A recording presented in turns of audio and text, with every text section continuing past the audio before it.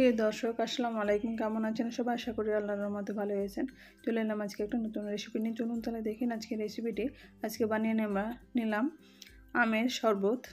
এরকম গরমের মধ্যে কিংবা ইফতারে এরকম আমের শরবত তৈরি করলে পেটও ঠান্ডা থাকে, মন প্রাণও জুড়িয়ে যায়। এরকমভাবে শরবতটা তৈরি করে নেওয়ার জন্য আমি প্রথমে আম দুটোকে তেল মাখিয়ে নিয়ে গ্যাস ওভেনে অল্প করে আমি এরকম কেটে দিয়েছি। আমটা ফেটে যাওয়ার সম্ভাবনা থাকে, তাই আমটা অল্প করে কেটে দিতে হবে। আমি এরকম কেটে দিয়ে ফুল ফ্লেমে পুড়িয়ে নিলাম। এখন পুরোপুরি ঠান্ডা করে নিয়ে খোসাগুলো ছাড়িয়ে নিলাম। খোসাটা ছাড়িয়ে নিয়ে ব্লেন্ডার জারের মধ্যে এটাকে দিয়ে দেবো। এটা ব্লেন্ডার জারের মধ্যে দিয়ে আমি দিয়ে দিচ্ছি, যেমন আম টক থাকবে সেই হিসেবে কিন্তু লবণের পরিমাণ, চিনির পরিমাণটা লাগবে। আর আমি এখানে দিয়ে দিচ্ছি হাফ চামচ লবণ, যেহেতু বিট লবণ এখানে ব্যবহার করব। চিনি 5 চামচ চিনি। এখানে শরবতের জন্য আমি চিনির পরিমাণটা একটু বেশি দিয়েছি। এখানে চাইলে আপনার চিনির পরিমাণটা কম বেশি করে নেবেন, যেমন খাবেন সেই হিসেবে স্বাদ অনুযায়ী নিজেদের পছন্দ মতো করে চিনিটা দেবেন। হাফ চামচ বিট লবণ। এখানে বিট লবণ দিলে কিন্তু শরবতের টেস্টটা বেড়ে যায়। আর জিরা ধনে ভাজা মশলার গুঁড়ো, এটা আমি আগে থেকে জিরা ধনে শুকনো খোলায় ভেজে রেখে এটা গুঁড়ো করে নিয়েছি। এরকমভাবে যদি এই মশলাটা গুঁড়ো করা থাকে তাহলে যে কোনো মশলায় খাবারে দিলে কিন্তু টেস্টটা বেড়ে যায়। আর দিচ্ছি ফ্রেশ পুদিনা পাতা 1 মুঠো। এটা পরিষ্কার করে ধুয়ে নিয়ে আমি এখন দিয়ে দিলাম অল্প পরিমাণে জল দিয়ে।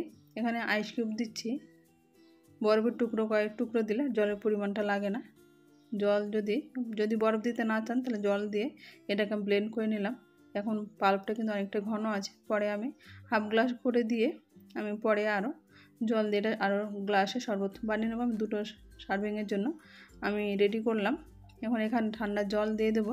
ঠান্ডা জল দিয়ে পাল্পটা ভালো করে আমি মিশিয়ে নেবো। এখানে যেহেতু ঘন আছে অনেকটাই, এটা ভালোভাবে মিশিয়ে নিয়ে এখানে লবণ চিনির পরিমাণটা আপনারা টেস্ট করে নিন। এখানে চাইলে আপনারা আবার একটু কম বেশি করে নিতে পারেন। এখানে কয়েক টুকরো বরফের টুকরো দিয়ে উপর থেকে পুদিনা পাতা ডেকোরেশনের জন্য দিয়ে দিলাম। এরকমভাবে ইফতারে যদি আমের শরবত থাকে কিংবা প্রচণ্ড গরমে এরকমভাবে খেলে কিন্তু পেটও ঠান্ডা থাকে, মন প্রাণও কিন্তু একেবারে জুড়িয়ে যাবে এরকম শরবত তৈরি করে খেলে। এরপরে অনেকে কিন্তু গ্যাস ওভেনে ডাইরেক্ট পোড়ানো খেতে পছন্দ করেন না, তাদের জন্য কিন্তু আমি একটা রেসিপি শেয়ার করলাম। এখানে একটা আম এরকমভাবে আমি ছোটো আম এর আগে প্রেসার কুকার সেদ্ধ করে নিয়েছি। প্রেসার কুকারে জাস্ট 2টো সিটি পড়েছি, তারপরে আমি ওভেন বন্ধ করে দিয়েছি। এটা ফুল ফ্লেমে সেদ্ধ করে নিয়েছি। এখন আমটাকে ঠান্ডা হয়ে গেছে পুরোপুরি। এখানে নিয়েছি বিট লবণ, পুদিনা পাতা, চিনি, কাঁচা লঙ্কা, গোলমরিচ গুঁড়ো, ভাজা মশলার গুঁড়ো।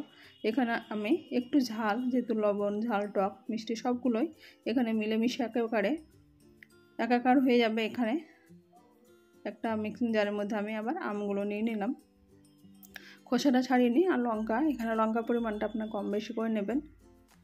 পুদিনা পাতা, ভাজা মশলা গুঁড়ো, বিট লবণ সবগুলো আমি একসঙ্গে দিয়ে এখানে অল্প পরিমাণে জল কিংবা বরফও দিতে পারেন, দিয়ে এটাকে ব্লেন্ডার জারে ভালোভাবে ব্লেন্ড করে নেব। এখানে যেহেতু একটা আম আছে তাই এটা একটু পাতলা আছে। আমি এখানে তবু কিছুটা পরিমাণে ঠান্ডা জল ব্যবহার করে নিই, গ্লাসটা ভর্তি করে নেব। যেহেতু এটা লবণ ঝাল মিষ্টি তাই এটা একটু পাতলা করে খেলে কিন্তু এটাও দুর্দান্ত লাগে। এখন আমি উপর থেকে কিছুটা বরফের টুকরো দিয়ে ঠান্ডা জল দিয়ে দেব। আর ভাজা মশলার গুঁড়ো একটু টেস্ট বুঝে এটা আবার ভাজা মশলা উপর থেকে ছড়িয়ে দেবেন, তাহলে কিন্তু খেতে দুর্দান্ত লাগে। চাইলে আপনারা এখানে চাট মশলার গুঁড়ো ব্যবহার করতে পারেন। আমি ভাজা মশলা গুঁড়ো দিয়ে আমি এই শরবতটা পুরোপুরি তৈরি করে নিলাম। এরকমভাবে আপনারা একবার বাড়িতে ট্রাই করবেন। আর কেমন লাগলো অবশ্যই কমেন্ট বক্সে কমেন্ট করবেন।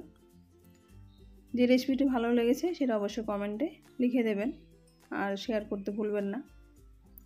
এরকমভাবে উপর থেকে আমি কিছুটা পুদিনা পাতা ডেকোরেশনের জন্য রেডি করে নিলাম। এদিকে টক ঝাল মিষ্টি শরবত গেল। এবার আমি পুরোপুরি মিষ্টি একটা তৈরি করব রেসিপি। এটা যেহেতু জল দিয়ে গেলো সবগুলোই হয়েছে, তাই একটা আমি ইফতারে একটা সুপার ফুড খাবার থাকবে না সেটা আবার হয় নাকি, তাই আমি একটা গ্লাসে হাফ গ্লাস দুধ নিয়েছি আর 4টে কলা, কয়েকটা কাজু, পিস্তা বাদাম ছোটো ছোটো টুকরো করে আমি কেটে নিয়েছি, কিশমিশ, খেজুরগুলো টুকরো টুকরো করে কেটে নিয়েছি। খেজুরটা যদি ভিজে রেখে এখানে পিষে নেন তাহলে এখানে একেবারে স্মুথভাবে এটা পিষা হয়ে যায়। এখন আমি সবগুলো উপকরণ একসঙ্গে দিয়ে দেবো। এখানে চাইলে দুধের পরিবর্তে দইও ব্যবহার করতে পারেন। আমি এটা দুধটাকে আগে থেকে ফুটিয়ে নিয়ে ভালোভাবে ঘন করে এটা ঠান্ডা করে নিয়েছি পুরোপুরিভাবে। এখন এটা ব্লেন্ডারে ভালোভাবে ব্লেন্ড হয়ে গেল। এটা যেহেতু কলার স্মুদি বলেন বা লাচ্ছি বলেন বা লস্যি যেটাই বলুন না কেন, তার জন্য আমি এখানে একটা কলার পিস এটা গ্লাসের মধ্যে দিয়ে দিলাম। এখন সবগুলোই ঢেলে